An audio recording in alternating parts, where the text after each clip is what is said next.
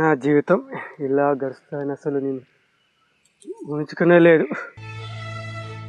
దేవుడా,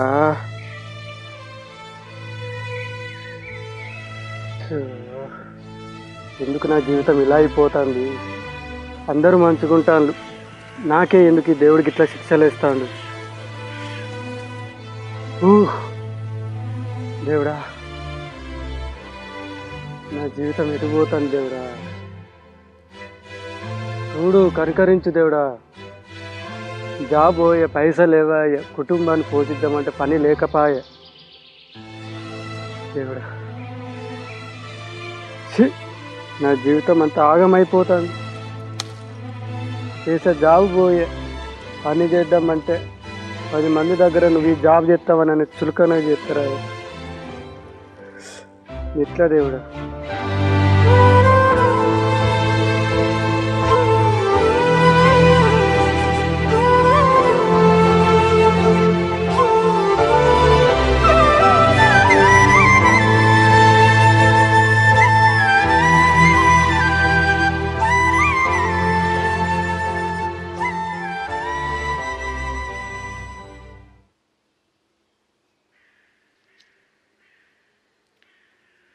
ఎవరితో ఫోన్ మాట్లాడుతున్నావు? ఎవరు నువ్వు? అచ్చం నాలాగున్నావు. నీలో ఉన్న ధైర్యానిరా నువ్వు. నా ధైర్యానివా?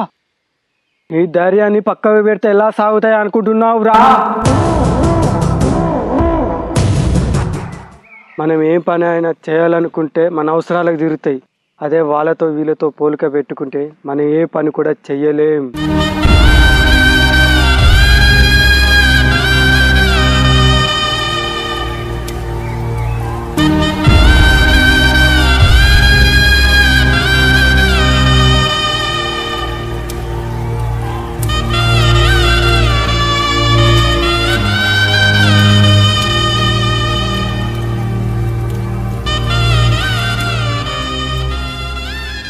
నీతో నేను మాట్లాడను.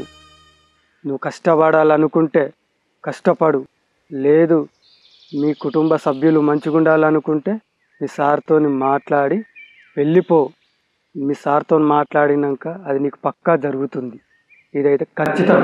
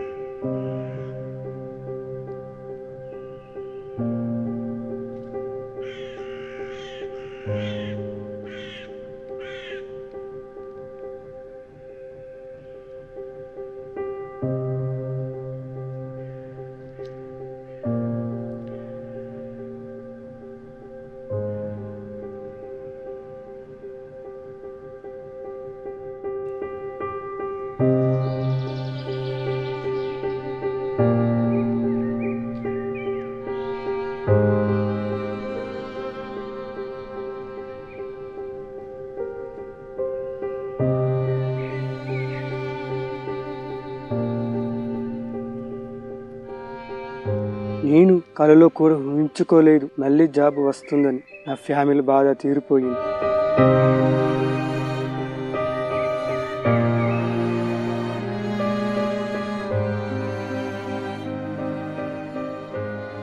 అందరికీ హ్యాపీ దసరా.